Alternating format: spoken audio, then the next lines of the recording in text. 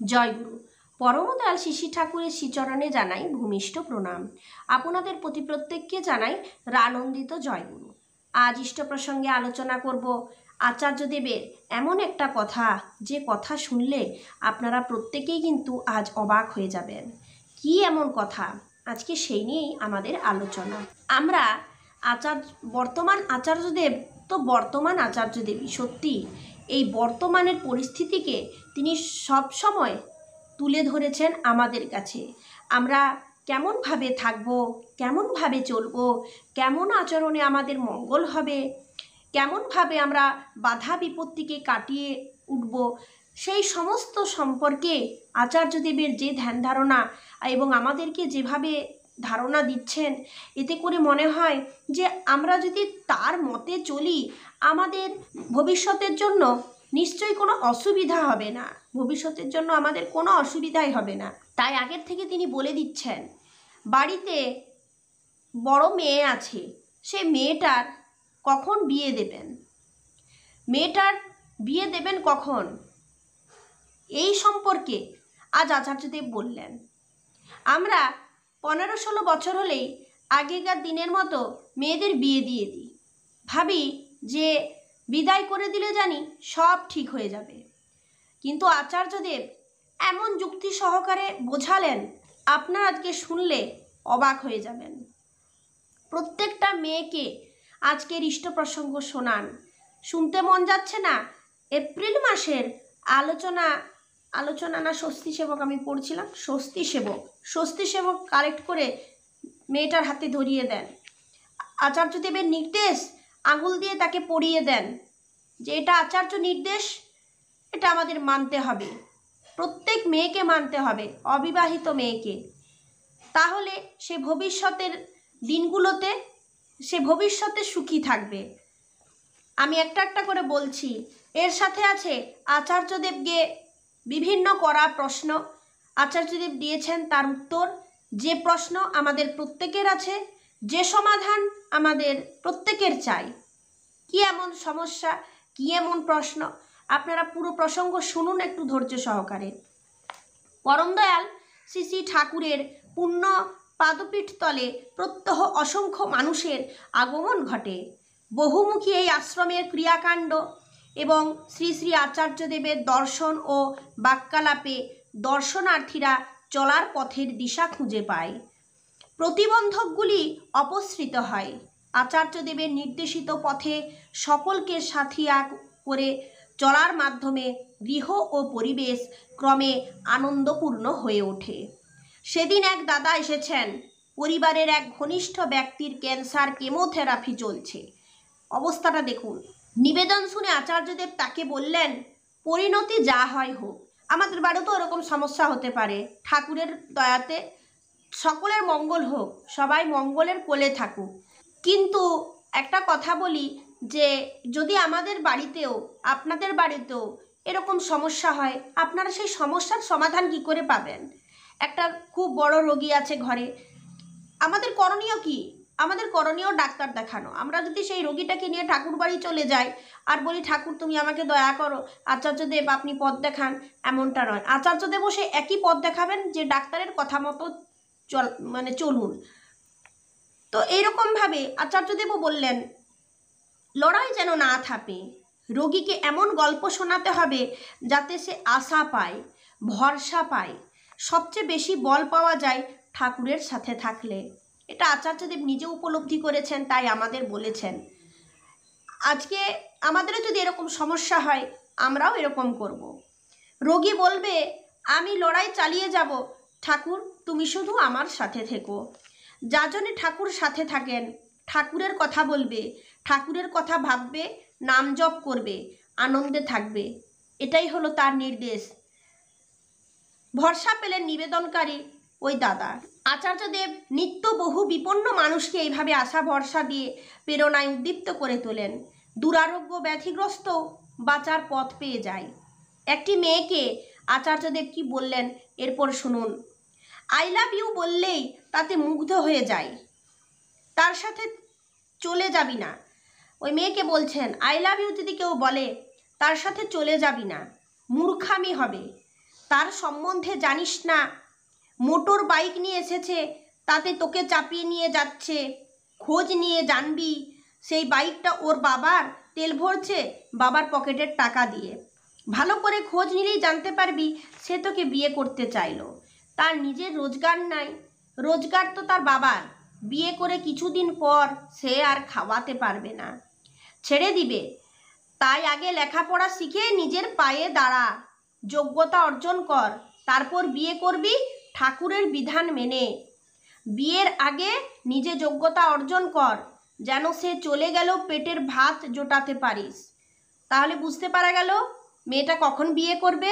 মেয়েটাকে আগে নিজের যোগ্যতা অর্জন করতে হবে, যাতে কোনো অসুবিধায় পড়লে সে যেমন নিজে করে খেতে পারে।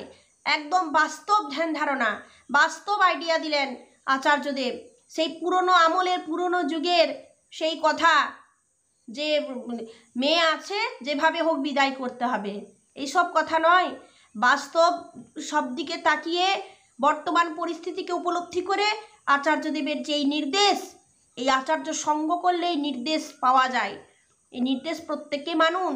মেয়েটা ঘরে আছে, মেয়েটাকে যোগ্য করে তুলুন, যাতে করে সব পরিস্থিতির সাথে সে উঠে দাঁড়িয়ে লড়াই করতে পারে। সে যেমন নিজের পেটের ভাত নিজে জোটাতে পারে, কারোর ওপর ভারাভার নয়, সে যেমন নিজে সক্ষম হতে পারে। এরপর শুনুন, এক দাদা বিধিমাফিক নাম করতে চান। এই তো আগের দিন ইষ্ট প্রসঙ্গ আমি করলাম আর নাম নিয়ে, আপনারা যদি কেউ না দেখে থাকেন অবশ্যই ওই আলোচনাটা অবশ্যই আপনারা খুলে দেখবেন, যে ভালোভাবে নাম করতে চাইলে আচার্যদেবের সেই নির্দেশ শুনুন। আচার্যদেব তাকে বললেন, মানে বিধিমাফিক নাম কিভাবে করতে হবে। যে কাজগুলো পেন্ডিং রেখেছ সেই কাজগুলো আগে সেরে ফেলো, যাদের কাজ পেন্ডিং থাকে তাদের নাম ঠিকমতো হয় না। একদম সোজাসুজি উত্তর, অন্য কোনোভাবে তিনি কিছু বলেন না। তিনি ওই একটা কথাই বলেছেন। আগের দিনেও আমি আলোচনা করেছি, আরও বিশদভাবে এ সম্পর্কে আলোচনা করা আছে। নাম আরও কখন হয় না এ সম্পর্কেও আলোচনা করা আছে। আপনারা অবশ্যই 30 তারিখের যে ভিডিও ইষ্ট প্রসঙ্গ চ্যানেলে 30 তারিখের ভিডিওটা ওপেন করবেন, সেইটা আচার্যদেবের কথা এবং নাম আরও কোনভাবে নাম আটকে থাকে, হয় না, সে সম্পর্কে আমি আলোচনা করেছি, মানে আগের দিনের, গতকালের ভিডিও ছিল সেটা। এরপর আমি আরও পরের প্রশ্নে চলে যাই। অপর একজন দাদাকে বললেন, ঠাকুরের মানুষ সে বটে কি না, কি করে বুঝবেন? ঠাকুরের মানুষ কি দেখে বোঝা যাবে? পোশাক দেখে, খাদ্যখানা দেখে, কি দেখে? আমার আচরণ যদি বলে আমি ঠাকুরের মানুষ, তাহলে সেটাই আসল পরিচয়। ঠাকুরের মানুষের পরিচয় তার আচরণে। আমি একটা সাদা চকচকে পোশাক পরে নিলাম, আমাকে দেখতে খুব সুন্দর লাগলো, তাহলে যে আমি ঠাকুরের মানুষ এমনটা কিন্তু নয়। এই মানে আমার আচরণটা কিন্তু ঠিক হতে হবে।